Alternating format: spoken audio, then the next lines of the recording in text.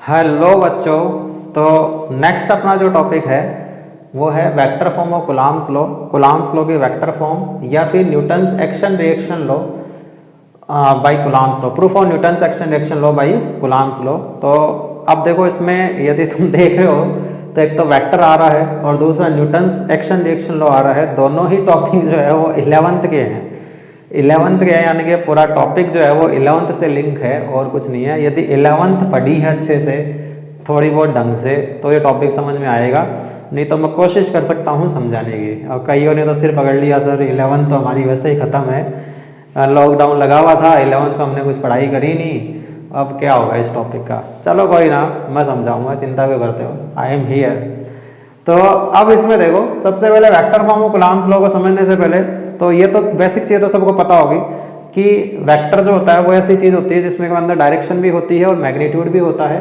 और Newton's action reaction law ये था कि जितना भी एक्शन अपन करते हैं उसका इक्वल और अपोजिट डायरेक्शन में रिएक्शन किया जाता है। ठीक है, हालांकि कोई ऐसी खास चीज़ नहीं है, अभी समझ में आ जाएगी चीज़ें, कोई दिक्कत नहीं है।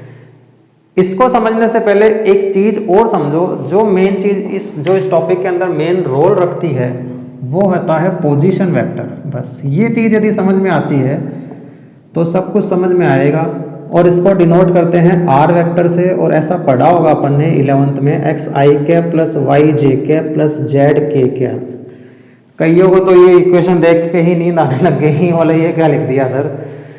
देखो एक्स आई कैप प्लस वाई जे कैप प्लस जेड के कैप कुछ नहीं है, बहुत सिंपल सी चीज़ें हैं। मैं थोड़ा सा समझाने की कोशिश करता हूँ, कोशिश करना इस चीज़ को पकड़ने की। जैसे मान लो अपने पास में 3D जो होता है, उस 3D के अंदर इक्वेशंस ओरिजिन, अब देखो ऑनलाइन वीडियो है इसलिए मैं इमेजिनेशन जो है वो बोर्ड पे ही करवा सकता हूँ, नहीं तो इमेजिनेशन करते तो और अच्छे समझ में आता। ये एक्स एक्सिस है, ये वाई एक्सिस होती है और ये जेड एक्सिस है। कोई ऑब्जेक्ट केवल यदि पॉइंट मान लो, मैं बोल दूं पॉइंट P1 यहाँ है, समझने की कोशिश करना। पॉइंट P1 यदि यहाँ है तो इस पॉइंट के कोऑर्डिनेट्स अपन कैसे लिख सकते हैं। मैं बोल सकता हूँ इसको एक्स आई कैप 0 0, आई कैप का मतलब एक्स डायरेक्शन, ठीक है, वाई में 0 है, जेड में 0 है। यदि पॉइंट P2 यहाँ है तो अपन इसको क्या बोलेंगे, एक्स में तो है आई कैप, वाई में है जे कैप और जेड में कितना है 0। क्लियर। और यदि ये पॉइंट P3 जो है वो यहाँ आ गया, ठीक है, यानी कि अब जेड में भी उसकी वैल्यूज आ गई, एक्स में भी आ गई, वाई में भी आ गई और जेड में भी आ गई। जब एक्स में थी तब तो केवल एक्स कोऑर्डिनेट्स आया, जब एक्स में और वाई में दोनों में थी तो एक्स और वाई दोनों कोऑर्डिनेट्स आ गए। जब तीनों में ही आ जाएंगे तो तीनों कोऑर्डिनेट्स आ जाएंगे।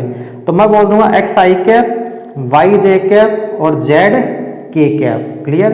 एक्स आई कैप, वाई जे कैप, जेड के कैप, इसका मतलब ये हो गया कि उसका एक पोजीशन वेक्टर है जो स्पेस के अंदर है, उसका ओरिजिन से जो कोऑर्डिनेट्स हैं, ये चीज क्या बताती है, ओरिजिन से उस पॉइंट के कोऑर्डिनेट्स की वो पॉइंट है कहाँ पे। तो एक्स आई कैप, वाई जे कैप, जेड के कैप का मतलब ये हो गया कि ये यहाँ कहीं है, ओरिजिन से इसकी एक्स में डिस्टेंस एक्स है, वाई में डिस्टेंस वाई है और जेड में डिस्टेंस जेड है।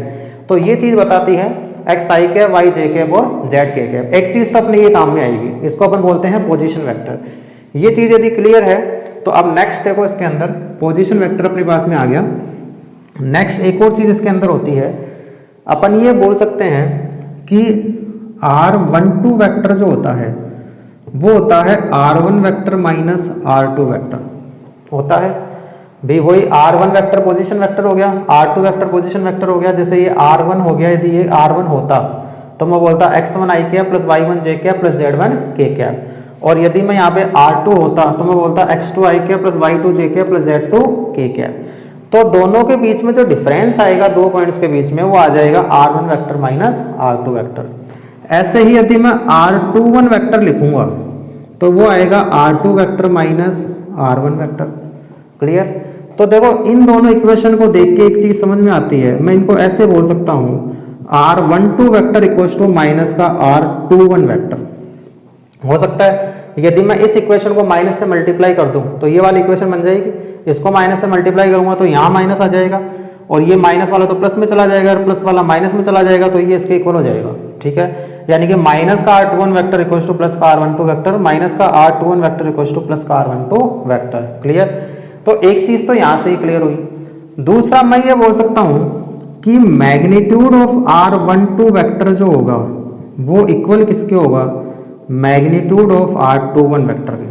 ठीक है, अब इसको समझो, जैसे R1 की वैल्यू मान लो 5 है, R2 की वैल्यू मान लो 3 है, तो 5 माइनस 3 कितना होगा 2, 3 माइनस 5 कितना होगा माइनस का 2।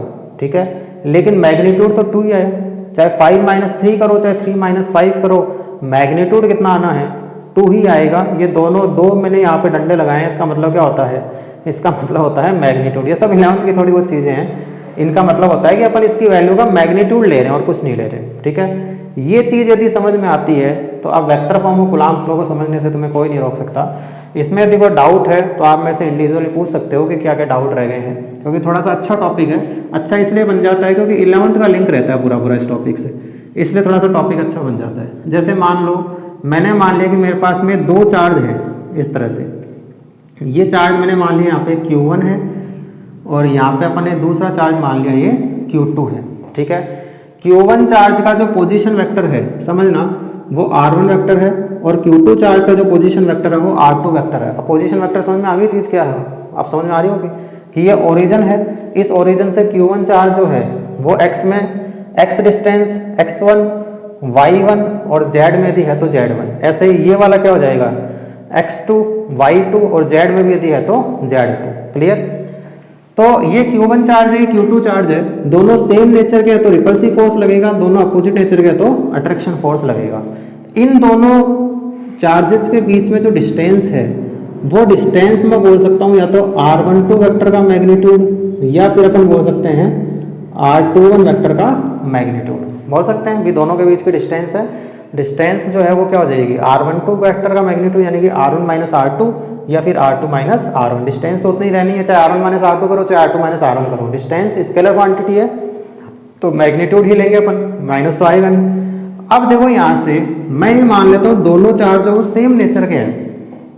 ठीक है, सेम नेचर के है तो Q1 चार्ज Q2 पे इधर की तरफ फोर्स लगाएगा, क्योंकि अपन ने कूलम्ब लॉ में देखा था फोर्स जो लगता है वो फोर्स दोनों चार्जेस को मिलाने वाली लाइन के अलोंग लगता है। ठीक है, तो दोनों चार्जेस को मिलाने वाली लाइन ये वाली है तो इसके अलोंग फोर्स लगेगा। ये किस पे लग रहा है फोर्स Q2 पे, तो जिस पे लगता है वो पहले आता है, जो लगाता है वो बाद में आता है, तो मैं बोलूँगा F21 वेक्टर। F21 वेक्टर का मतलब force on charge Q2 due to charge Q1।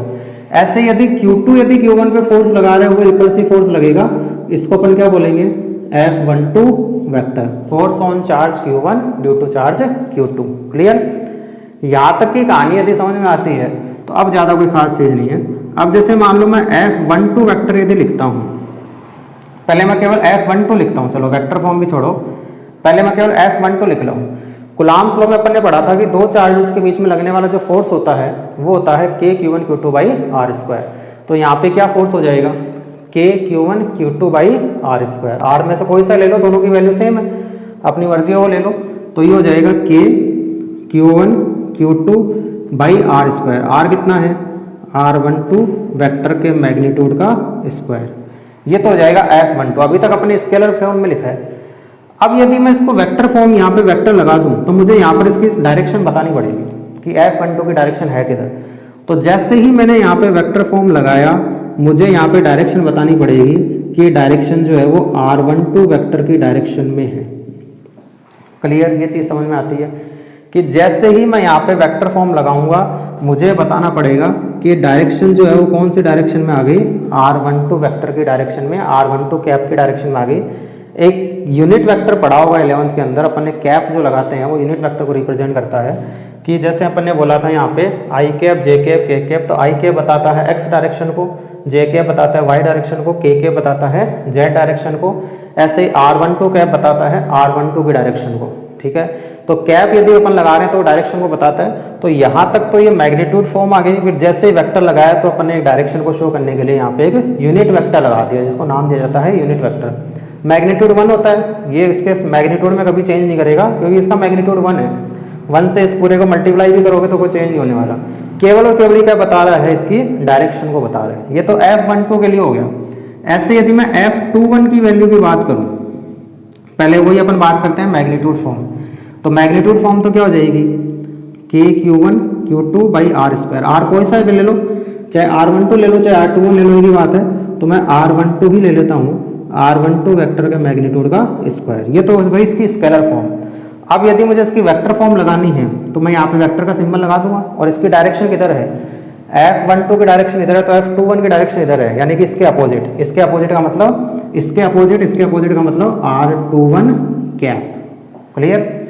जैसे अपन ने बोला था कि R12 वेक्टर इक्वल टू होता है माइनस का R21 वेक्टर, ऐसे ही मैं बोल सकता हूँ R12 कैप इक्वल टू होता है माइनस का R21 कैप। हो सकता है तो R12 कैप इक्वल टू हो सकता है माइनस का R21 कैप, या R21 कैप इक्वल टू हो सकता है माइनस का R12 कैप। तो इसको तो नाम दे दो इक्वेशन 1 और इसको नाम दे दो इक्वेशन 2। यदि मैं इक्वेशन 1 और 2 में देखूं तो मैं ये बोल सकता हूं कि R12 कैप इक्वल टू होता है माइनस का R21 कैप। हो सकता है तो R12 कैप की जगह मैं लिख सकता हूं माइनस का R21 कैप। तो इसको मैं चेंज कर रहा हूं तो F12 वेक्टर जो होगा वो हो जाएगा KQ1 Q2 upon R12 vector के मैग्नीट्यूड का स्क्वायर इनटू माइनस का R21 कैप। तो माइनस को तो मैं बाहर निकाल लूँ, माइनस बाहर आ जाएगा और साथ में क्या आ जाएगा R21 कैप। ठीक है, ये पूरा देखो KQ1 Q2 upon R12 vector का मैग्नीट्यूड का square, KQ1 Q2 upon R12 vector का मैग्नीट्यूड का square dot R21 cap dot R21 cap. केवल माइनस का फर्क है, बाकी पूरा की पूरा यही है। इसका मतलब मैं इसको ऐसे भी लिख सकता हूँ कि F12 vector equals to minus का F21 वेक्टर। हो सकता है कि F12 vector equals to minus का F21 वेक्टर।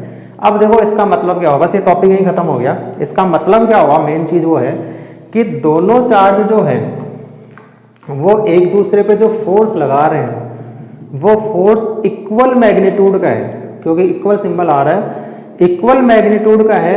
लेकिन माइनस क्या बताता है कि दोनों के डायरेक्शन एक दूसरे के अपोजिट हैं। देखो एक्चुअल में प्लस माइनस जो है वो कुछ नहीं है, माइनस हमेशा वेक्टर क्वांटिटी के साथ ही आता है, कभी स्केलर क्वांटिटी के साथ माइनस नहीं आता। क्यों नहीं आता, क्योंकि माइनस हमेशा डायरेक्शन को बताता है। डायरेक्शन कौन सी, कि अपन ने जो अपनी सुविधा के अनुसार जो पॉजिटिव डायरेक्शन मान रखी है, माइनस यदि आ रहा है तो एक्चुअल में डायरेक्शन अपन ने जो पॉजिटिव मानी है उसके अपोजिट डायरेक्शन में है। इसका मतलब ये होगा, तो यहाँ पे यदि माइनस आ रहा है इसका मतलब ये हो गया कि जो दोनों डायरेक्शन, दोनों फोर्सेस की जो डायरेक्शन है, एक की यदि पॉजिटिव है तो दूसरे की क्या है, नेगेटिव, यानी कि उसके अपोजिट डायरेक्शन में है। क्लियर। तो यहाँ से देखो, यानी कि ये चार्ज इस पे जितने मैग्नीट्यूड का फोर्स लगा रहा है, ये चार्ज भी उस पर उतनी ही मैग्नीट्यूड का फोर्स लगा रहा है, लेकिन डायरेक्शन दोनों की कैसी है, एक दूसरे के जस्ट अपोजिट है। और अट्रैक्शन होगा तो भी अपोजिट ही होगी।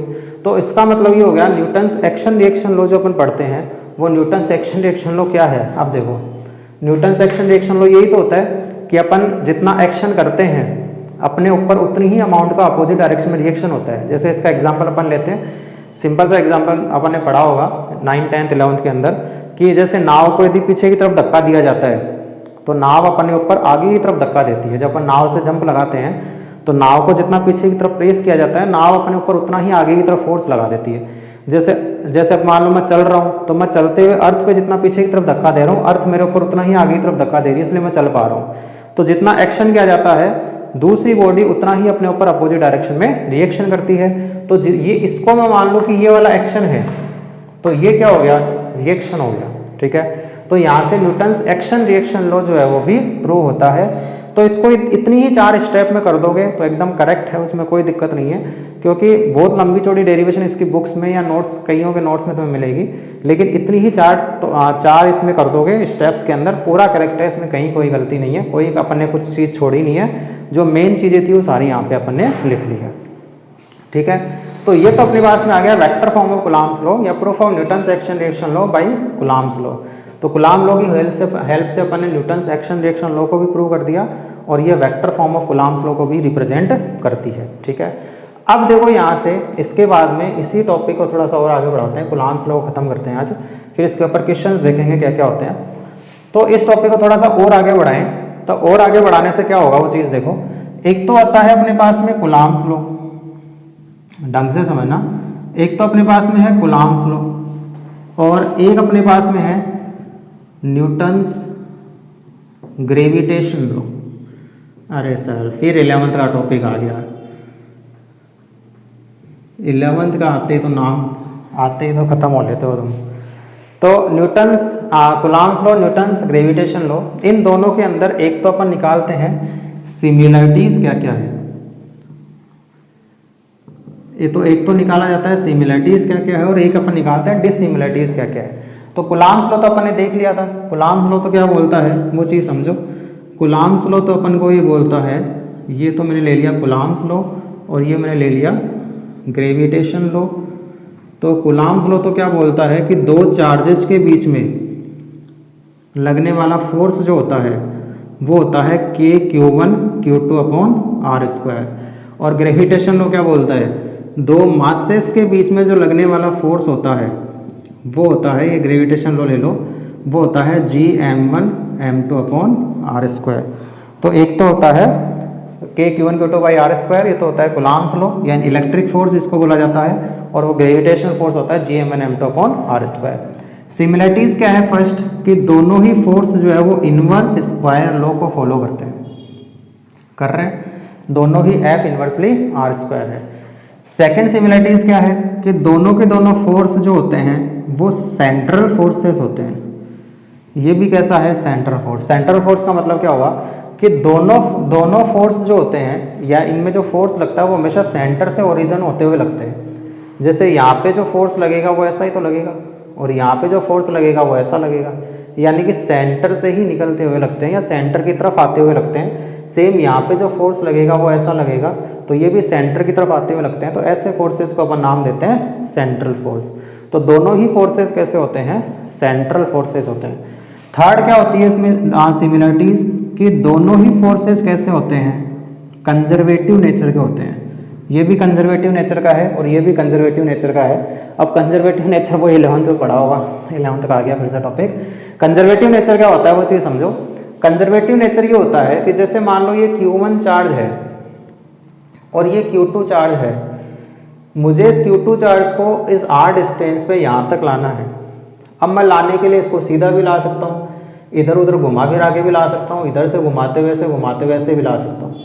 यदि वर्क डन की वैल्यू जो है वो पाथ पे डिपेंड नहीं करती, तीनों ही पाथ के अंदर इस चार्ज को यहाँ से यहाँ तक लाने में वर्क सेम ही अमाउंट का लगता है। इसमें भी W वर्क लग रहा है, इसमें भी W लग रहा है, इसमें भी W लग रहा है। तो इसका मतलब ये चार्ज जो इसके ऊपर फोर्स लगा रहा है, जिसके अगेंस्ट में वर्क करना पड़ रहा है, वो फोर्स की वैल्यू जो है या वो फोर्स जो है उसके अगेंस्ट में वर्क करने में वर्क डन की वैल्यू कभी भी पाथ पे डिपेंड नहीं कर रही है कि अपन कौन से पाथ से उस चार्ज को लेकर आ रहे हैं। तो यदि वर्क डन की वैल्यू पाथ पे डिपेंड नहीं करती है तो ऐसे फोर्सेस को नाम देते हैं कंजर्वेटिव फोर्स। तो इसमें भी वर्क डन की वैल्यू पाथ पे डिपेंड नहीं करती है, इसमें भी वर्क डन की वैल्यू पाथ पे डिपेंड नहीं करती है। आगे अपन जब पोटेंशियल पढ़ेंगे तो उसमें ये चीज़ बहुत काम आएगी कि फोर्सेस जो होते हैं वो कंजर्वेटिव नेचर के होते हैं, यानी कि वर्क डन की वैल्यू जो पाथ पे डिपेंड नहीं करती है। क्लियर। तो ये तो इसके अंदर कुछ सिमिलरिटीज थी। डिसिमिलरिटीज क्या क्या है वो और समझो। डिसिमिलरिटीज की बात करें दोनों के बीच में, डिसिमिलरिटीज क्या क्या है कि इसमें तो जो फोर्स लगता है वो चार्जेस के बीच में लगता है, और इसमें जो फोर्स लगता है वो किसके बीच में लग रहा है, मासेस के बीच में लग रहा है। क्लियर। सेकेंड डिसिमिलरिटीज क्या है कि इसमें जो फोर्स लगता है वो फोर्स की जो वैल्यू है या फोर्स जो होता है वो अट्रैक्टिव भी होता है और साथ के साथ कैसा होता है, रिपल्सिव भी होता है। यानी कि दो चार्जेस के बीच में यदि सेम नेचर के चार्ज है तो रिपल्शन फोर्स लगेगा, और अपोजिट नेचर के चार्ज है तो अट्रैक्शन फोर्स लगेगा। ऐसे ही मासेस के बीच में जो फोर्स लगता है वो हमेशा कैसा लगता है, अट्रैक्टिव ही लगता है, कभी रिपल्सिव नहीं लगता। दो मास कभी भी एक दूसरे पर रिपल्सिव फोर्स नहीं लगाते, वो हमेशा अट्रैक्शन फोर्स ही लगाते हैं। चाहे वो लड़का लड़का हो, चाहे वो लड़की लड़की हो, हमेशा फोर्स कैसा लगेगा, अट्रैक्शन ही फोर्स लगेगा। वो अलग बात है कि वो अपन को फील नहीं होता है फील नहीं होता है, तो अट्रैक्शन फोर्स तो लगेगा ही लगेगा, चाहे वो बॉयज बॉयज के बीच में लग रहा हो, चाहे वो बॉयज गर्ल्स के बीच में लग रहा हो, चाहे वो गर्ल्स गर्ल्स के बीच में लग रहा हो, अट्रैक्शन फोर्स तो लगेगा ही लगेगा। दो मासेस के बीच में हमेशा अट्रैक्शन फोर्स लगता है। वो चीज़ बात अलग है कि अपन को फील नहीं होता। चलो मैं इसको फील क्यों नहीं होता उसका रीज़न भी बता दूंगा तुम्हें। ऐसा मत समझो तुम्हारे अंदर की फीलिंग खत्म हो गई, उसका रीज़न कुछ और हो, फिजिक्स से निकालेंगे। तो इसमें अब ये अपने पास में आएगा सिमिलरिटीज और डिसिमिलरिटीज में। डिसिमिलरिटीज में अपने बोला कि ये फोर्स जो लग रहा है वो अट्रैक्शन रिपल्शन दोनों का होगा, और मासेस के बीच में जो फोर्स लगता है वो हमेशा अट्रैक्शन ही लगता है। थर्ड क्या हो गया कि इसमें फोर्स जो लग रहा है वो हमेशा दोनों चार्जेस के बीच में जो मीडियम है उस मीडियम पर भी डिपेंड करता है कि इसके बीच में मीडियम कैसा है, क्योंकि मीडियम आते ही कि ये चेंज हो जाएगा। कल अपन ने कूलम्ब्स लॉ में देखा था कि जैसे मीडियम आ जाता है के चेंज हो जाता है, तो इसका मतलब मीडियम पे डिपेंड करता है। लेकिन यहाँ पर जी जो होता है भी, मास जो है वो कभी भी चेंज नहीं होता, चाहे मून पे ले जाओ मास को, चाहे अर्थ पे ले जाओ, चाहे और कहीं ले जाओ, मास की वैल्यू कभी चेंज होती नहीं है। जी जो होता है वो उसको अपन बोलते हैं यहाँ पे यूनिवर्सल ग्रेविटेशनल कांस्टेंट, और इसकी वैल्यू तो फिक्स ही है। जी की वैल्यू जो होती है वो कितनी होती है 6.67 इंटू 10⁻11 न्यूटन मीटर स्क्वायर पर किलोग्राम स्क्वायर। ये जी की वैल्यू फिक्स है, तो इसकी वैल्यू कहीं पर भी चले जाओ सब जगह फिक्स है, तो ना तो जी चेंज हो रहा ना एम चेंज हो रहा, आर अपन चेंज कर नहीं रहे। इसका मतलब ये तो मीडियम के ऊपर डिपेंड करता है, ये दोनों चार्जेस के बीच में लगने वाला जो फोर्स है मीडियम चेंज होने पे चेंज हो जाता है, लेकिन दो मासेस के बीच में लगने वाला फोर्स मीडियम के चेंज होने पर चेंज नहीं होता है। क्लियर? तो ये कुछ इसके अंदर डिसिमिलरिटीज है कूलम्ब्स लॉ और ग्रेविटेशनल फोर्स में। सिमिलरिटीज तो क्या क्या है कि दोनों ही इनवर्स स्क्वायर लॉ को फॉलो करते हैं, दोनों ही सेंट्रल फोर्स होते हैं। इनवर्स स्क्वायर लॉ ध्यान रखना, ये आगे अपन जो गॉसेस लॉ पढ़ेंगे उसमें भी काम आएगा। तो दोनों ही इनवर्स स्क्वायर लॉ को फॉलो करते हैं, दोनों ही सेंट्रल फोर्स है, यानी सेंटर की तरफ आते हुए रहेंगे, सेंटर से बाहर निकलते हुए रहेंगे, और दोनों ही कंजर्वेटिव नेचर के होते हैं, यानी कि वर्क डन की वैल्यू जो पाथ पे डिपेंड नहीं करती कि अपन किस पाथ से उस चार्ज को चला रहे हैं। डिसिमिलरिटीज क्या क्या होती है, इसमें दो चार्जेस के बीच में फोर्स लगता है, इसमें दो मासेस के बीच में फोर्स लगता है, इसमें अट्रैक्शन रिपल्शन दोनों हो सकते हैं, इसमें केवल अट्रैक्शन होता है, इसमें मीडियम चेंज होने पे फोर्स चेंज हो जाता है, इसमें मीडियम चेंज होने पे फोर्स चेंज नहीं होता। तो ये अपने पास में कूलम्ब्स लॉ से रिलेटेड जितनी भी चीज़ें थी वो सारी अपन ने थ्योरी बेसिस पे तो पढ़ ली है। अब इसके ऊपर बहुत ही शानदार शानदार न्यूमेरिकल्स बनते हैं। तो अब अपन को नेक्स्ट जो अपना टॉपिक आएगा वो टॉपिक अपन थ्योरी का बाद में देखेंगे, पहले इससे रिलेटेड जितने भी न्यूमेरिकल्स आते हैं वो सारे के सारे न्यूमेरिकल्स जो है वो न्यूमेरिकल्स अपन डिस्कस करेंगे। क्लियर? तो अब वो न्यूमेरिकल्स जो अपन डिस्कस करेंगे उसमें कुछ न्यूमेरिकल्स जो है वो अभी डिस्कस कर लेते हैं, अभी आ जाएगी चीज़ें समझ में अपने। वो न्यूमेरिकल्स क्या क्या। अच्छा, मैं एक चीज़ बता रहा था, वो फील क्यों नहीं होता बता दूं कि यहाँ पे जो अट्रैक्शन फोर्स लग रहा है वो अट्रैक्शन फोर्स फील क्यों नहीं होता। कोई बोल सकता है भी अट्रैक्शन फोर्स फील क्यों नहीं होता? अरे ऐसा है, अट्रैक्शन फोर्स फील कहाँ से होगा हमारा, तो फीलिंग ही खत्म हो गई है सारी। अरे भैया फीलिंग खत्म नहीं हुई है तुम्हारी, फील होता है तुम्हें पता नहीं चलता है, फोर्स तो लगता है पर तुम्हें पता नहीं चलता है। क्यों नहीं पता चलता है उसका रीज़न बता देता हूँ। क्या रीज़न हो सकता है? एक तो मान लो ये तो बॉय है और ये भी मान लो ये भी बॉय है। अरे सर यहाँ तो गर्ल ले लेते, वैसे तो ज़िंदगी में रही नहीं। चलो इसका मास मैंने मान लिया 100 किलोग्राम है, ये भी 100 किलो का लड़का है, दोनों के बीच की डिस्टेंस अपन कम कर देते हैं 1 मीटर। ठीक है, अब मैं पता लगाता हूँ इन दोनों के बीच मासेस के बीच में लगने वाला फोर्स कितना है। तो फोर्स का formula Gm1m2 upon r square. G की वैल्यू 6.67 इंटू 10⁻11, m1 है 100, m2 है 100 और आर स्क्वायर 1 का स्क्वायर। ठीक है, कितना कर दोगे, कितना फोर्स लगा लोगे? 6.67 इंटू 10⁻4 यहाँ से माइनस होगा तो माइनस का 7, तो F कितना लग जाएगा 6.1 2 3 4 5 6 7 न्यूटन। इतना ज़्यादा फोर्स तुम लगा लोगे एक दूसरे के ऊपर, इतना ज़्यादा फोर्स लगा लोगे तो ये फोर्स कभी फील होगा क्या तुम्हें?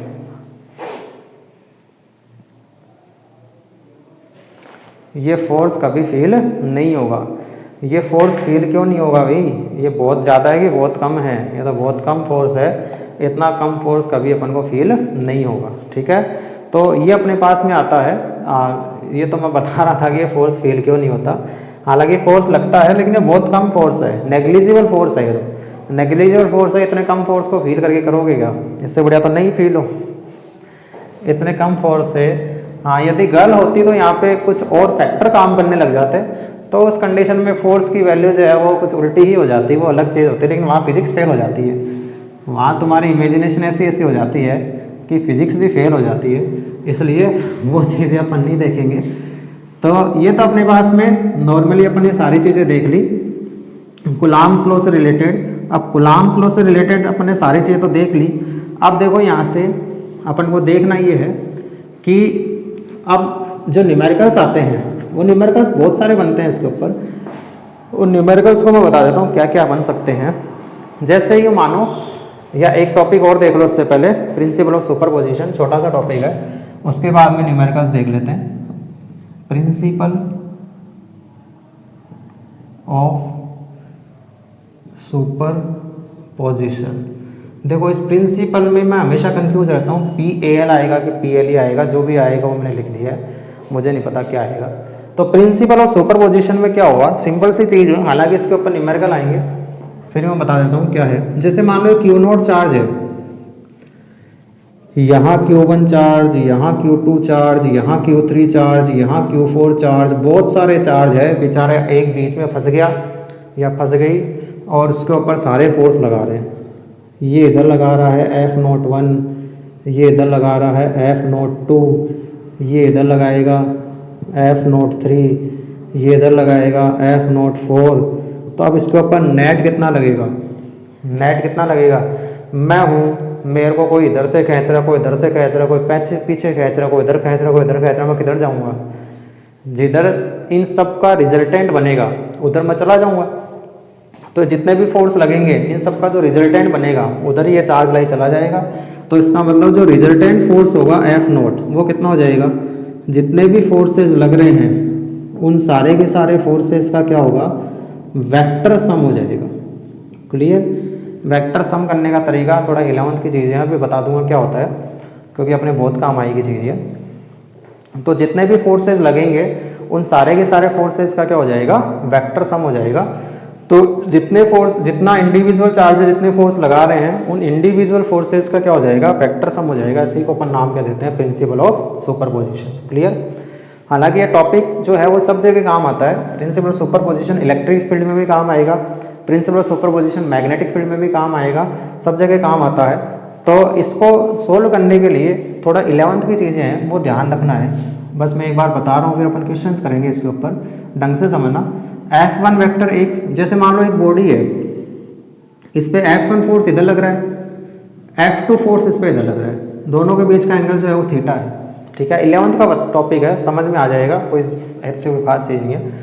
तो मुझे पता लगाना है कि इन दोनों फोर्सेस का रिजल्टेंट फोर्स क्या होगा।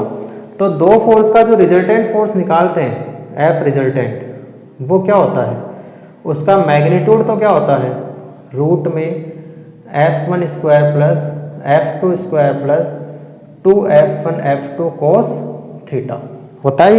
ये तो दो फोर्सेस का रिजल्टेंट का मैग्नीट्यूड निकालने का फॉर्मूला है। और डायरेक्शन मान लो ये रिजल्टेंट यदि इधर की तरफ आ गया, ये F रिजल्टेंट है और ये एंगल यदि थीटा बन रहा है, तो फॉर्मूला एक ये भी होता है tan थीटा कितना होगा, यानी कि इसकी डायरेक्शन निकालने का फॉर्मूला क्या होता है, डायरेक्शन निकालने का फॉर्मूला ये होता है F2 sine theta upon F1 plus F2 cos theta. ठीक है, ये दो चीज़ें याद रखनी है, बहुत काम आएगी। पूरी फर्स्ट फिजिक्स में दो चीज़ अपने काम में आती रहती है कि दो फोर्सेस यदि मुझे दे रखे हैं F1 F2 और उसका रिजल्टेंट यदि FR आता है और दोनों फोर्सेस के बीच का एंगल जो है वो थीटा है, तो थीटा यदि है तो उस कंडीशन में फॉर्मूला बन जाएगा FR का मैग्नीट्यूड, जो रिजल्टेंट का मैग्नीट्यूड आएगा वो आएगा रूट में F1 square plus F2 square plus 2F1 F2 cos theta. 11th में एक ही को मान के किया होगा कि एक A वेक्टर एक B वेक्टर, दोनों का रिजल्टेंट R वेक्टर, तो R vector equals to root में A square plus B square plus 2AB cos theta. अब उसमें A को हटाओ, B को हटाओ, चाहे फोर्स लगाओ, चाहे इलेक्ट्रिक फील्ड लगाओ, चाहे मैग्नेटिक फील्ड लगाओ, वेक्टर लगा दो कोई सा भी। ठीक है, ऐसे ही यदि रिजल्टेंट ने F1 से एंगल जो है वो अल्फा बना रखा है, थीटा बने वो लिया था, इसमें मैं अल्फा ले लेता हूँ। तो F1 से एंगल यदि रिजल्टेंट ने अल्फा बना रखा है तो tan अल्फा क्या होगा, जिससे नहीं बना रखा वो पहले आएगा। ठीक है, ये चीज़ ध्यान रखनी है, बहुत कंफ्यूजिंग चीज़ है। जिससे नहीं बना रखा है वो एंगल पहले आएगा, तो ये हो जाएगा F2 sine theta upon F1 plus F2 cos theta. यदि मैं अल्फा इससे ले लेता, यदि रिजल्टेंट का अल्फा एंगल मैं ये वाला ले लेता तो मैं लिखता F1 sine theta upon F2 plus F1 cos theta. Clear, तो इस तरह से अपन इसको लिखते हैं। तो ये अपने फॉर्मूले जो है वो इस तरह से इसके अंदर चेंज होते जाते हैं। तो जो भी अपने पास में आएगा उसके अकॉर्डिंग अपन उस वैल्यूज को जो है वो फाइंड आउट करते रहेंगे। तो अब यहाँ से देखो, इसके अंदर यदि अपन अब न्यूमेरिकल्स की बात करें तो अब न्यूमेरिकल्स में क्या होगा वो चीज़ समझना। ये तो अपना प्रिंसिपल सुपरपोजिशन था, हालांकि बस ये फॉर्मूला ध्यान रखना है, बाकी और कोई खास चीज़ नहीं है इसके अंदर। ठीक है, तो अब देखो इसके अंदर क्वेश्चंस जो आए हुए हैं एग्जाम में और जो आ सकते हैं वो सारे ही क्वेश्चंस अपन डिस्कस करेंगे इसके अंदर। बहुत ही अच्छे अच्छे क्वेश्चंस इसमें बनते हैं। क्वेश्चंस क्या क्या है वो चीज़ समझना। जैसे मान लो मेरे पास में एक 4 माइक्रोकुलाम चार्ज है और मेरे पास में एक 9 माइक्रोकुलाम चार्ज है। ठीक है, क्वेश्चन नंबर 1 यदि अपन देख रहे हैं तो एक 4 माइक्रोकुलाम चार्ज है, एक 9 माइक्रोकुलाम चार्ज है। पहले तो ये क्वेश्चन आया, सिंपल क्वेश्चन लेते हैं, दोनों के बीच की डिस्टेंस 1 मीटर है। ठीक है, अब ये पूछा गया कि 1 माइक्रोकुलाम चार्ज, एक थर्ड चार्ज अपने पास में है, इन दोनों चार्जेस को मिलाने वाली रेखा में कहाँ उसको रखें, दोनों में चार्जेस को मिलाने लाइन के अलोंग उसको कहाँ रखें कि इस पे लगने वाला नेट फोर्स 0 हो जाए। क्लियर? तो देखो नेट फोर्स यदि मुझे 0 करना है तो किसी पे भी नेट फोर्स 0 कब हो सकता है? जैसे मैं यदि यहाँ पे खड़ा हुआ हूँ, मेरे ऊपर यदि 100 न्यूटन का फोर्स उधर लगे और जस्ट उसके अपोजिट 100 न्यूटन का फोर्स लगे तो उस कंडीशन में मेरे ऊपर नेट फोर्स कितना हो गया? 0 हो गया। समझ में आ रही थी? मुझे कोई 100 न्यूटन से उधर खींचे और मुझे कोई 100 न्यूटन से पीछे की तरफ खींचे तो मेरे पे नेट फोर्स कितना हो जाएगा? 0। ठीक है, ऐसे ही यदि मैं इस चार्ज की बात करूं तो इस चार्ज के ऊपर भी यदि एक फोर्स इधर की तरफ लगे और एक फोर्स इधर की तरफ लगे, दोनों का मैग्नीट्यूड सेम हो जाए तो इस पे लगने वाला नेट फोर्स 0 हो जाए।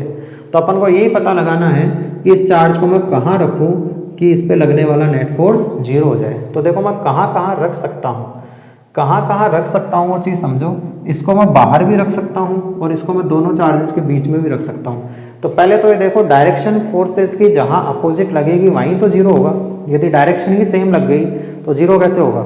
जैसे मान लो मैं यदि इसको यहाँ रख दूँ बाहर तो ये पॉजिटिव फोर्स कैसा लगाएगा? रिपल्सिव उधर की तरफ। ये भी पॉजिटिव, यहाँ भी पॉजिटिव फोर्स कैसा लगेगा? रिपल्सिव उधर की तरफ। इसका मतलब 0 तो नहीं हो सकता। तो यदि मैं इसको यहाँ कहीं रख दूँ 1 माइक्रोकुलाम को, यदि मैं यहाँ रख दूँ तो देखो 4 पॉजिटिव 1 पॉजिटिव फोर्स कैसा लगेगा? इधर की तरफ। यानी कि F4 जो लग रहा है, यानी कि 4 जो फोर्स लगा रहा है वो तो कैसा लग रहा है? इधर की तरफ। 9 पॉजिटिव 1 पॉजिटिव, ये इस पे कैसा फोर्स लगाएगा? रिपल्सिव इधर की तरफ। यानी कि F9 जो लग रहा है वो इधर की तरफ लग रहा है। ठीक है, तो अपन को ये निकालना है, यानी दोनों अपोजिट लग रहे हैं, इसका मतलब 0 तो हो सकता है।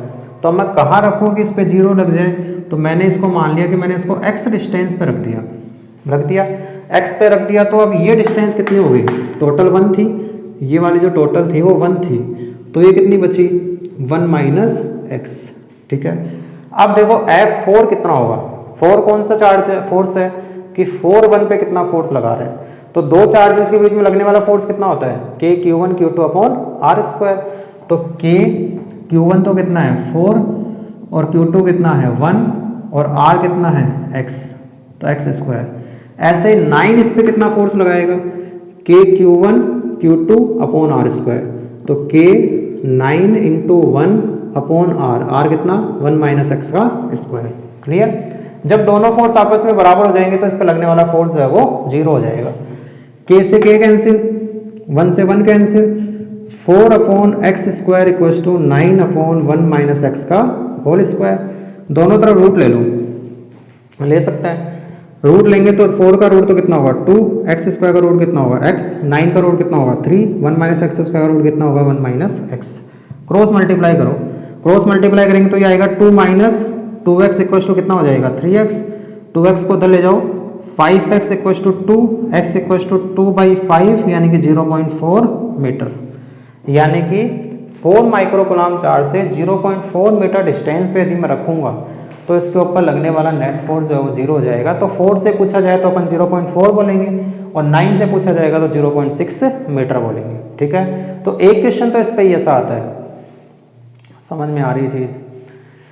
यदि ये चार्ज नेगेटिव होता तो भी ऐसा ही होना था। क्योंकि नेगेटिव फोर्स कैसा लगा था? F4 उधर हो जाता तो F9 इधर हो जाता, लगना वही अपोजिट था। ठीक है, इसका मतलब क्या हुआ कि यदि दोनों चार्जेज यदि सेम नेचर के हैं, एक चीज़ ध्यान रखना, दोनों चार्ज यदि सेम नेचर के हैं तो इस थर्ड चार्ज पे नेट फोर्स जो 0 होगा वो इन दोनों के बीच में ही कहीं रखने पर होगा। समझ में आ रही चीज़? और वो हमेशा उधर की तरफ होता है जिधर कम मैग्नीट्यूड का चार्ज रखा है। 0.4 है तो इसका मतलब 0.5 से आधा हो गया, इधर की तरफ चला गया। कम कौन सा है? 4 वाला, 9 वाला तो ज़्यादा है। तो जिधर की तरफ उधर की तरफ चार्ज चला जाएगा जिधर चार्ज का मैग्नीट्यूड कम होता है। अब इसी क्वेश्चन को थोड़ा सा और आगे बढ़ाते हैं। जैसे मान लो एक तो मेरे पास में 4 माइक्रोकुलाम चार्ज है, एक मेरे पास में -9 माइक्रोकुलाम चार्ज है, और वही मुझे रखना है 1 माइक्रोकुलाम चार्ज को, और वही डिस्टेंस कितनी है 1 मीटर है। तो क्वेश्चन में ये पूछा गया कि 1 माइक्रोकुलाम चार्ज को मैं कहाँ रखूँ कि इस पर लगने वाला नेट फोर्स जो है वो 0 हो जाए। समझ में आ रही थी?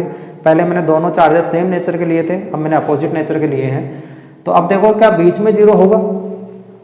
भी बीच में कहीं रखने पे 0 हो सकता है क्या? चलो मैं रख के देख लेता हूँ। ये 1 पॉजिटिव है तो मैं एक पॉजिटिव का सिंबल बना देता हूँ, और कुछ नहीं है। ये पॉजिटिव, फोर्स कैसा लगेगा उधर की तरफ। ये नेगेटिव, ये पॉजिटिव, फोर्स कैसा लगाएगा? अट्रैक्शन उधर की तरफ। दोनों ही फोर्स उधर ही लगा रहे हैं भी इस चार्ज के ऊपर। ये रिपल्सिव फोर्स उधर लगा रहा है, ये अट्रैक्शन फोर्स इधर लगा रहा है। दोनों फोर्स सेम है तो बीच में तो कभी 0 नहीं हो सकता। बीच में 0 नहीं हो सकता तो फिर कहाँ 0 हो सकता है? बाहर रख के देखो। यदि मैं 1 माइक्रोकुलाम को यहाँ रखता हूँ, ठीक है, ये पॉजिटिव, फोर्स कैसा लगेगा? रिपल्सिव, तो ये F4 तो लगेगा इधर की तरफ। ये नेगेटिव, ये पॉजिटिव, फोर्स कैसा लगेगा? अट्रैक्शन, तो ये फोर्स लगेगा इधर की तरफ। दोनों अपोजिट डायरेक्शन में लग रहा है तो नेट 0 हो सकता है। यहाँ रखेंगे तो यदि मैं 1 माइक्रोकुलाम को यहाँ रख दूँ तो F4 पॉजिटिव, ये पॉजिटिव, फोर्स कैसा लगेगा? इधर की तरफ। ये नेगेटिव, ये पॉजिटिव, फोर्स कैसा लगेगा? अट्रैक्शन इधर की तरफ लग जाएगा। यहाँ भी 0 हो सकता है, दोनों जगह 0 हो सकता है, लेकिन होगा एक जगह। क्यों होगा उसका रीजन समझ में आ जाएगा। 0 हमेशा उधर होगा जहाँ चार्ज का मैग्नीट्यूड कम है। जिस चार्ज का मैग्नीट्यूड कम, जैसे उसमें देखा था जिस चार्ज का मैग्नीट्यूड कम था उसकी तरफ 0 हुआ था, तो यहाँ पर भी 0 उधर ही होगा जिस चार्ज का मैग्नीट्यूड कम है। इन दोनों में मैग्नीट्यूड कम किसका है? 4 का कि 9 का? ये माइनस नहीं देखना है, ठीक है। मैग्नीट्यूड कम किसका है? 4 का है, ठीक है। ऐसा नहीं है कि -9 तो माइनस में चला गया, हाँ भी उसका मैग्नीट्यूड मतलब पॉजिटिव वैल्यू। तो 4 की कम होगी, इसका मतलब 0 इधर ही होगा, इधर कभी 0 नहीं होगा, ठीक है। क्यों नहीं होगा अभी समझाता हूँ। तो अपन ये मान लेते हैं कि x डिस्टेंस पे जाके 0 हो गया, भी अपन को तो x निकालना। तो 9 से कितनी डिस्टेंस हो गई? ये x है और ये 1 है, तो टोटल डिस्टेंस कितनी हो गई? 1 + x। तो ये 1 + x पे जाके 0 हो गया, ठीक है। तो अब यहाँ से देखो, इसको थोड़ा सा इरेज कर देते हैं ताकि ये कन्फ्यूजन नहीं हो कि ये क्या चीज़ है। तो अब यहाँ से देखो, अब अपन को ये देखना है कि इस पे लगने वाला नेट फोर्स कहाँ 0 होगा। तो पहले F4 देखो कितना होगा? KQ1 Q2/r²। तो KQ1 Q2/r²। और 9 वाले में क्या होगा? KQ1 Q2/r²। KQ1 Q2/r², ठीक है। अब यहाँ से देखो, K से तो K कैंसिल, 4/x² कितना हो जाएगा? 9/1 + x का होल स्क्वायर। दोनों तरफ रूट ले लो, 2/x हो जाएगा 3/1 + x। क्रॉस मल्टीप्लाई करो तो ये हो जाएगा 2 + 2x = 3x। क्लियर? उधर जाएगा 2x, उधर जाएगा तो कितना बचेगा? x। तो x = कितना आएगा? 2 मीटर। यानी कि 4 माइक्रोकुलाम चार्ज से कितने डिस्टेंस पे? 2 मीटर डिस्टेंस पे जाके नेट फोर्स 0 होगा। और 9 से कितना होगा?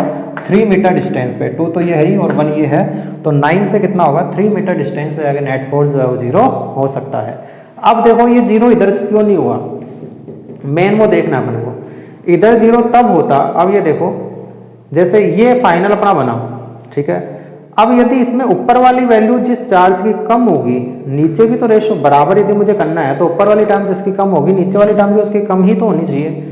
और इसकी ज़्यादा है तो इसकी नीचे वाली टर्म ज़्यादा होनी चाहिए। जैसे मैं लिखूं कि 12/4 = मैं बोल दूं कि 9/3 इक्वल है, ऊपर वाली जिसकी ज़्यादा हुई नीचे वाली की उसकी ज़्यादा हुई।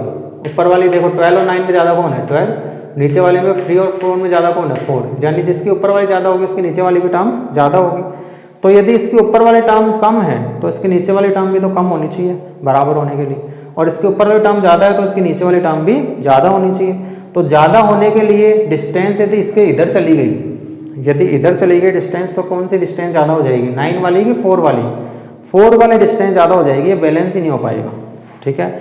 इसलिए चार्ज हमेशा उधर रखा जाता है, या 0 न्यूट्रल पॉइंट हमेशा, अपन न्यूट्रल पॉइंट का मतलब जहाँ पे नेट फोर्स 0 हो जाता है। न्यूट्रल पॉइंट एक कंसेप्ट आया है, ये ध्यान रखना कि ऐसा पॉइंट जहाँ पे नेट फोर्स 0 हो जाता है उसको अपन नाम देते हैं न्यूट्रल पॉइंट। तो जहाँ पर न्यूट्रल पॉइंट आ जाता है वहाँ न्यूट्रल पॉइंट वहीं आता है जिस चार्ज का मैग्नीट्यूड जो है वो कम होता है। जिस चार्ज का मैग्नीट्यूड कम होगा उस चार्ज की तरफ ही नेट फोर्स जो 0 होगा। यदि पॉजिटिव, दोनों सेम नेचर के चार्जेज हैं तो दोनों के मिलाने वाली लाइन के बीच में ही कहीं जीरो होगा, और दोनों अपोजिट नेचर के चार्जेज हैं तो नेट फोर्स हमेशा बाहर की तरफ जीरो होगा। और बाहर की तरफ जीरो कहाँ होगा, जहाँ पर जिस चार्ज का मैग्नीट्यूड कम होता है उस चार्ज की तरफ ही नेट फोर्स जो है हमेशा जीरो होगा। क्लियर? तो ये अपने पास में क्वेश्चंस है, एक दो क्वेश्चंस और मैं दे देता हूँ, ट्राई कर सकते हो घर पे। जैसे मान लो एक तो मैंने मान लिया 9 माइक्रोकुलाम चार्ज है और एक अपन ने मान लिया माइनस का 36 माइक्रोकुलाम चार्ज है। ऐसी वैल्यूज ले रहा हूँ ताकि रूट इजीली हो जाए, ठीक है, नहीं कैलकुलेशन में दिमाग फंसाते रहोगे। और यहाँ पे मैंने ले लिया 2 माइक्रोकुलाम, ठीक है। तो ये पूछा गया कि चलो -2 ले लिया कि -2 माइक्रोकुलाम को कहाँ रखा जाए कि दोनों के बीच में लगने वाला नेट फोर्स जो है वो जीरो हो जाए। दोनों के बीच की डिस्टेंस वही है 1 मीटर। क्लियर? तो इस तरह से इसमें क्वेश्चंस आते हैं, तो इन क्वेश्चंस को सोल्व कर सकते हैं अपन, वही नॉर्मली क्वेश्चन है और कोई खास क्वेश्चन नहीं है। तो ज़्यादातर जो क्वेश्चन है वो यही आते हैं कि ऐसी पोजीशन बताओ जहाँ पे थर्ड चार्ज को रखने पर उस पर लगने वाला नेट फोर्स जो है वो जीरो हो जाए। तो नेट फोर्स कहाँ जीरो होगा, ये कैसे पता चलेगा कि जो दोनों फोर्स लग रहे हैं उन दोनों फोर्सेस के कारण फोर्सेस की वैल्यू सेम हो और डायरेक्शन अपोजिट हो तो नेट फोर्स जो जीरो हो सकता है, नहीं तो नेट फोर्स जीरो नहीं हो पाएगा। क्लियर? तो यहाँ तक की अपनी स्टडी कंप्लीट हो गई। अब उसके बाद में देखो क्या होगा, क्या होना है अब क्या होगा भैया, अब वही होगा जो मंजूर खुदा होगा। और क्या होगा, अब देखो एक क्वेश्चन और आता है इसके अंदर, एक क्वेश्चन और क्या आता है वो चीज़ समझो। अच्छा क्वेश्चन है वो भी कि जैसे एक ये 4 माइक्रोकुलाम चार्ज है, एक ये 9 माइक्रोकुलाम चार्ज है तो है, क्या करें, है वही डिस्टेंस 1 मीटर है। अरे सर ये क्वेश्चन तो अभी किया था, नहीं ये वो क्वेश्चन नहीं है भैया, ये नया क्वेश्चन है। अब ये पूछा गया कि एक क्यू चार्ज मेरे पास में है, थर्ड चार्ज, ठीक है, इस क्यू चार्ज की वैल्यू कितनी हो, इस क्यू चार्ज की वैल्यू कितनी हो, इस क्यू चार्ज का नेचर कैसा हो कि ये क्यू चार्ज को मैं जहां रखूं या ऐसे पॉइंट पर रखूं। पहले तो एक पॉइंट ऐसा निकालो कि इस क्यू चार्ज को कहां रखा जाए कि इस पर लगने वाला नेट फोर्स जीरो हो जाए, पहले तो ये देखना है। फिर मुझे देखना है इस क्यू चार्ज की वैल्यू कितनी हो कि ये पूरा सिस्टम इक्विलिब्रियम में हो जाए। समझ में आ रही चीज? देखो इसको समझो, जैसे ये मान लो कि मैं यहाँ खड़ा हुआ हूँ, ठीक है, मेरे इधर कोई खड़ा है, मेरे इधर कोई खड़ा है, ठीक है, इधर से मेरे ऊपर कोई फोर्स लगा रहा है, इधर से मेरे ऊपर कोई फोर्स लगा रहा है, तो मेरे ऊपर नेट फोर्स जीरो कब होगा, जब दोनों लगने वाले फोर्स आपस में इक्वल हो जाएंगे। उस कंडीशन में मेरे ऊपर लगने वाला नेट फोर्स जो है वो जीरो हो जाएगा। तो पहले तो अपन ये निकाल लेंगे कि इसको मैं कहाँ रखूँ कि इस पर लगने वाला नेट फोर्स जीरो हो जाए, ठीक है। अब देखो क्या हो, अब असली चीज बाद में शुरू होती है। अब हम तीनों इक्विलिब्रियम में कब रहेंगे, मैं भी यहीं खड़ा रहूं, वो भी वहीं खड़ा रहे और ये भी यहीं खड़ा रहे। समझ में आ रही चीज? तो कैसे इक्विलिब्रियम में रहेंगे, जैसे मान लो मैं किसी एक चार्ज की बात कर लूं कि ये चार्ज पे इक्विलिब्रियम का मतलब इस पे लगने वाला नेट फोर्स जीरो हो गया। इस पे लगने वाला नेट फोर्स जीरो कब होगा, जब मान लो मैं तो इसको इधर की तरफ खींचूं और ये जो ये था ये इसको उधर की तरफ फेंक दे। ये जो चार्ज है मान लो मैं तो इसको इधर खींच रहा हूँ और ये जो दूसरा चार्ज है वो इसको उधर फेंक रहा है, तो इस पे लगने वाला नेट फोर्स जीरो हो जाएगा। समझ में आ रही चीज? तो अब पहले अभी समझ में आ जाएगा, कोई ऐसी खास चीज नहीं है। अब पहले तो ये निकाल लो, सिंपल सी चीज है कि इस क्यू चार्ज को कहाँ रखेगी उस पर लगने वाला नेट फोर्स जीरो हो जाए। तो पहले तो अपन ये निकाल लेते हैं कि मान लो कि इस 4 माइक्रोकुलाम चार्ज यदि मेरे पास में है तो ये 4 माइक्रोकुलाम चार्ज है, ये 9 माइक्रोकुलाम चार्ज है और मैंने इस क्यू को यहाँ रख दिया कितने डिस्टेंस पे, x डिस्टेंस पे, तो ये डिस्टेंस कितनी हो गई 1 - x। क्लियर? तो अब अपन से पूछा गया कि इस q को कहाँ रखेगी नेट फोर्स जीरो हो जाए, तो अपन सिंपल सा जानते हैं k q1 q2 by are square equals to k q1 q2 by are square. ठीक है, अभी किया अपन ने क्वेश्चन k q1 है 4, q2 है q और r कितना है x स्क्वायर, और ये हो जाएगा k q1 है 9, q2 है q अपॉन 1 - x का। अरे कोई कंफ्यूजन तो नहीं है इसके अंदर, अभी किए ऐसे क्वेश्चन तो डायरेक्टली कर रहा हूँ। 4 तो इस पे इधर की तरफ किधर भी लगाएगा लेकिन अपोजिट लगाएगा क्योंकि दोनों सेम नेचर के चार्ज है। तो इस पे यदि पॉजिटिव होगा तो इधर की तरफ लग जाएंगे, यदि ये नेगेटिव होगा तो इधर की तरफ लग जाएंगे। समझ में आ रही है? लगना अपोजिट ही है। k से k कैंसिल, q से q कैंसिल, दोनों तरफ रूट ले लो। 4 का रूट तो हो गया 2, x स्क्वायर का x और 9 का रूट हो गया 3, 1 - x स्क्वायर का 1 - x। क्रॉस मल्टीप्लाई करो, 2 - 2x equals to 3x, 5x equals to 2, x equals to 0.4 metre. 0.4 metre, किससे? फोर्स से। फोर्स से 0.4 मीटर पे जाके नेट फोर्स जो 0 हो जाएगा। समझ में आ रही चीज? एक तो चीज़ ये पता चली कि ये 4 माइक्रोकुलाम चार्ज था, क्वेश्चन को समझना, ये 4 माइक्रोकुलाम चार्ज था, ये 9 माइक्रोकुलाम चार्ज था, और मैंने यहाँ पर Q को रखा कितने डिस्टेंस पे? 0.4 मीटर डिस्टेंस पर रखा, और 0.4 मीटर डिस्टेंस पे जब रख दिया तो इस पे लगने वाला नेट फोर्स जो 0 हो गया। ठीक है, लेकिन ये तो मुझे Q की पोजीशन पता लग गई कि Q को मैंने कहाँ रखा कि उस पर लगने वाला नेट फोर्स 0 हो जाए। अब मुझे ये भी पता करना है कि Q की वैल्यू कितनी हो ताकि ये पूरा सिस्टम इक्विलिब्रियम में रहे। ठीक है, तो सिस्टम इक्विलिब्रियम में रखने के लिए किसी भी इन दोनों में से 4 या 9 में से किसी भी एक चार्ज पे लगने वाला नेट फोर्स 0 कर दो। कैसे? जैसे ये 9 जो है वो तो इस पे कैसा फोर्स लगाएगा? रिपल्सिव फोर्स लगाएगा, इधर की तरफ लगाएगा। अब ये 9 यदि इधर लग रहा है तो Q किधर लगाना चाहिए भाई? इस चार्ज पे दो ही तो चार्ज फोर्स लगा रहे हैं, एक तो 9 लगा रहे हैं, Q लगा रहे हैं। 9 तो इस पे इधर की तरफ फेंक रहा है, तो Q इसको किधर खींचना चाहिए? इधर की तरफ। यानी कि Q जो फोर्स लगाना चाहिए वो किधर लगाना चाहिए? इधर की तरफ। Q इधर लगाने के लिए Q को कैसा होना पड़ेगा? नेगेटिव। समझ में आ गई चीज? तो एक तो नेचर कैसा होना चाहिए Q का? नेगेटिव। Q का नेचर यदि नेगेटिव होगा तभी तो ये इसके ऊपर अट्रैक्शन फोर्स लगाएगा। अब इसके ऊपर नेट फोर्स 0 कर दो, यानी कि F9 किसके इक्वल हो जाना चाहिए? FQ के। तो नेट फोर्स 0 हो जाएगा। F9 कितना होगा? KQ1 Q2 अपॉन Q1 कितना है? 4, Q2 कितना है? 9, और R कितना है? 1 का स्क्वायर। FQ कितना हो जाएगा? Q1 कितना है? Q2 कितना है? 4 अपॉन डिस्टेंस कितनी है? 0.4 का स्क्वायर। समझ में आ रही चीज?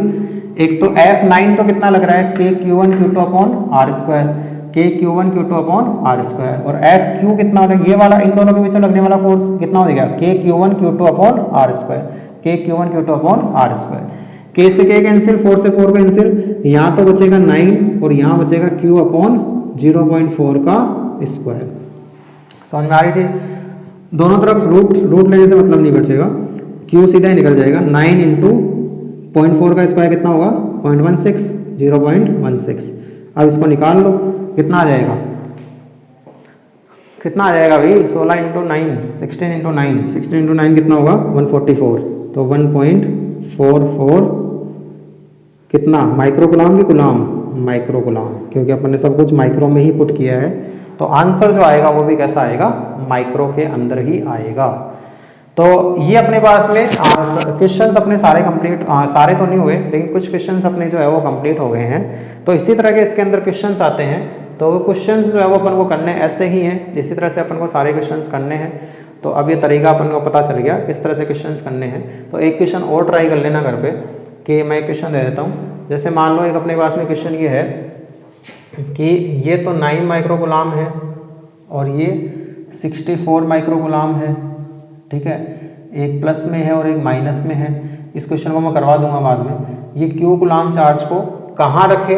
एक तो अपन को क्या बतानी है? इसकी पोजीशन बतानी है कि इसको कहाँ रखा जाए, दूसरा इसका नेचर बताना है कि कैसा हो, और तीसरा मुझे बताना है इसका मैग्नीट्यूड, कि मैग्नीट्यूड कितना होगा कि पूरा सिस्टम जो है वो पूरा सिस्टम ही कैसा हो जाए?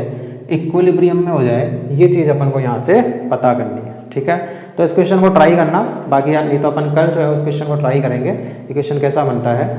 और तो इस तरह से क्वेश्चंस जो है वो और भी आगे करेंगे। अभी तो बहुत सारे क्वेश्चंस हैं इसके अंदर, तो क्वेश्चंस अपन करते रहेंगे, पढ़ते रहो, और जो भी डाउट आते हैं वो डाउट पूछते रहो और मज़े करते रहो। ओके।